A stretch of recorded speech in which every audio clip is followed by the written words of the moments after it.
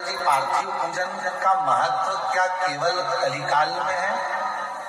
नहीं, सतयुग में भी पार्थिव का पूजन होता था। मां पार्वती जी ने पार्थिव लिंग का पूजन करा, मां सती ने पार्थिव लिंग का पूजन करा।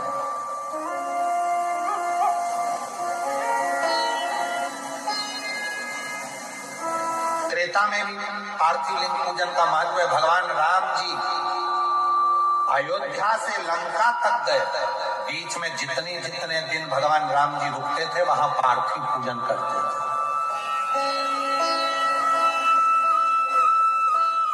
और द्वापर में भगवान कृष्ण पार्थिव पूजन करते थे। और कलयुग में आप पार्थिव पूजन करते हो, यही सबसे बड़ा है। कोई ऐसा युग नहीं गया जिस युग में पार्थिव पूजन नहीं हुआ। सतयुग में हुआ, त्रेता युग में हुआ, द्वापर में हुआ।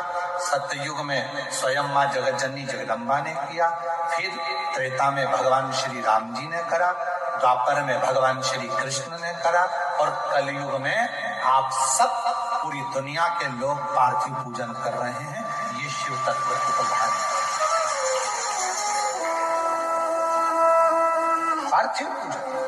पार्थिव पूजन से क्या मिल सकता है?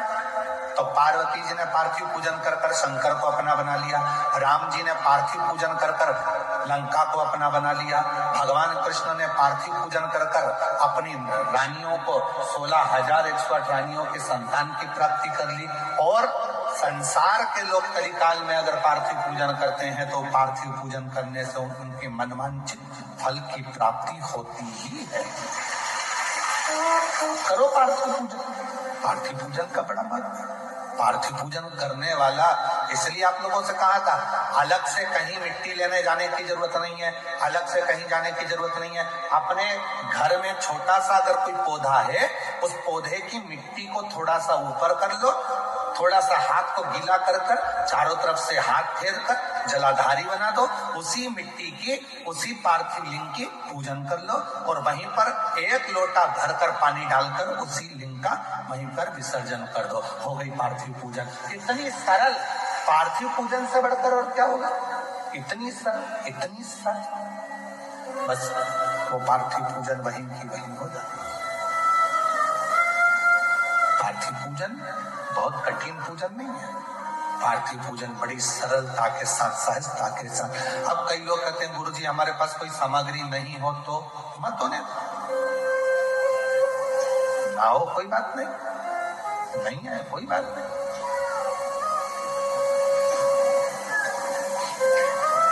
कितना सुंदर कहा है तुमरुका जी। चंचुला देवी को शिव महापुराण की कथा सुनाते हुए कहते हैं, सुनो चंचुला, संसार की कोई स्त्री, संसार की कोई कन्या, संसार की कोई महिला, संसार का कोई पुरुष, संसार की कोई नारी, कोई पुरुष पार्थिव लिंग का पूजन करती है, करता है, उसका दर्शन करती है, करता है, तो वो जो मन में जो कामना करता है, वो कामना देवाधिदेव महादेव को पूरा करना ही पड़ता है। तुमरुका जी करे चंचुला देवी से, तुमरुका जी करे चंचुला देवी।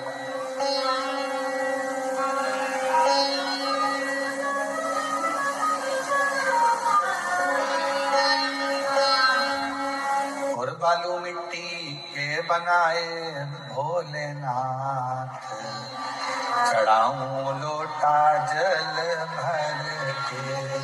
बालू मिट्टी के बनाए भोलेनाथ, चढ़ाऊं लोटा जल भर के। बालू मिट्टी के बनाए भोलेनाथ, चढ़ाऊं लोटा जल भर के। बालू मिट्टी के बनाए भोलेनाथ, चढ़ाऊं लोटा जल। एक वर तुम देना भोले, मांग सिंदूरा भरा हो। एक वर तुम देना भोले, मांग सिंदूरा भरा हो। मेरे हाथों चूड़ी खन के आज, चढ़ाऊं लोटा जल भर। मेरे हाथों चूड़ी खन के आज, चढ़ाऊं लोटा जल। बालों मिट्टी के बनाए भोलेनाथ, चढ़ाऊं लोटा जल। बालों मिट्टी के बनाए भोलेनाथ, चढ़ाऊं लोटा जल। बस ऐसा वर देना, एक वर तुम देना भोले को दी हो लाल। एक वर तुम देना भोले को दी हो लाल। मेरी गोदी में मेरा लाल हो।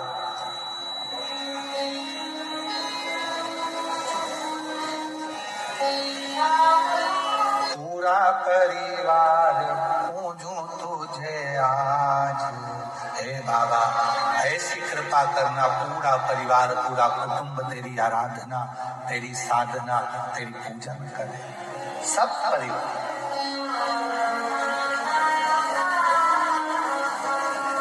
पार्थिव पूजन से हम अपने मन की सारी कामनाएं प्राप्त कर सकते। पार्थिव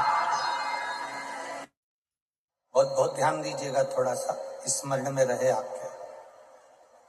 कई माताएं कह देती हैं, गुरुजी जब हम पार्थिव शिवलिंग बनाते हैं तो वो पूजन करने का जब समय आता है तो उसमें दरार पड़ जाती है। बोलो री जी जी सही है कि गलत है? जब हम पूजन करने का समय होता है तो उसमें दरार पड़ जाती है। कारण क्या होता है? किस कारण से उसमें दरार आ जाती है? उसमें आपने 3 चीजें नहीं मिलाई। मिट्टी तो आप लाए हो और उसमें 3 चीजें नहीं मिला पाए। एक, पहले नंबर पर है माखन या गाय का घी या दूध। इसमें से एक चीज जरूर मिला मिट्टी में। दूसरी, भस्म, थोड़ी सी भस्म यदि आपके पास में है। भस्म से मतलब होता है अलोना गोबर। अलोना गोबर जानना है आपने? यहाँ क्या बोलते हैं उसको? एक होता है गाय का गोबर जिसको हाथ से थापते, थापा कंडा बन गया, वो नहीं। अलोनी गोबरी, गाय ने पौधा करा, वो सूख गया, उसको उठाया, जलाया, उसकी भस्म तैयार करी। वो भस्म शिवजी पे समर्पित होने वाली वो भस्म उस मिट्टी के अंदर डाली जाए। अलोनी गोबरी की जो भस्म होती है, गाय जो पोटा करती है और वो गाय का जो गोबर होता है वो सूख जाता है। सूखने के बाद जो उसकी भस्म होती है वो भस्म बड़ी काम की होती है। उसको जब जलाते हैं और जलाकर उसकी भस्म बनाते हैं तो वो बड़ी काम की रहती है, बहुत काम। हम तो यहां तक कहेंगे, जिस नारी के बच्चादानी के अंदर अगर गर्भ में गांठ हो गई है या बच्चादानी के अंतर्गत कोई भी परेशानी उसके जीवन में आ गई है कि डॉक्टर बोल रहा है कि आपकी ये ऑपरेशन कराना ही पड़ेगा, तो हम इस निवेदन को जरूर करना चाहेंगे कि प्रयास करिएगा। देसी गाय जब गोबर करे, पोटा करे और वो सूख जाए,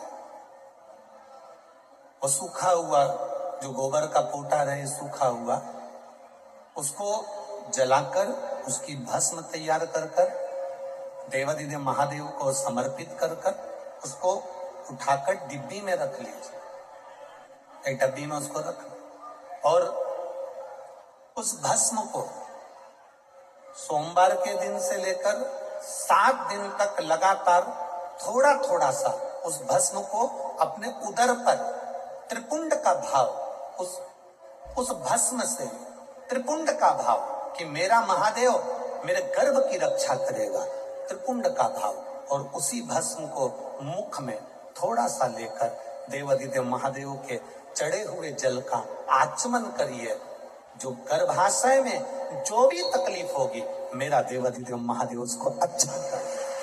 गर्भस्थ तकलीफ,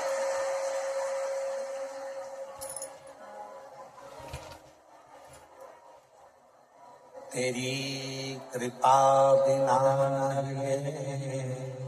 एक भी अणु लेते श्वास, तेरी कृपा से तनो एक अंगहार मुक्तिद्वार ओमकार दो, भोले ओमकार दो, आयो शरण तिहारी शंभो तार तार दो।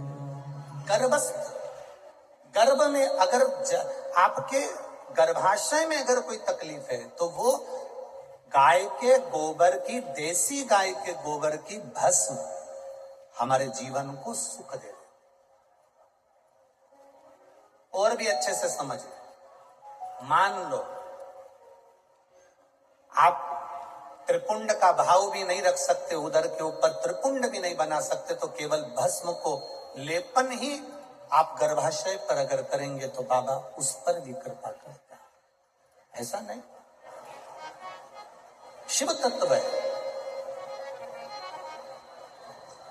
सारी समस्या का हल एक होता है।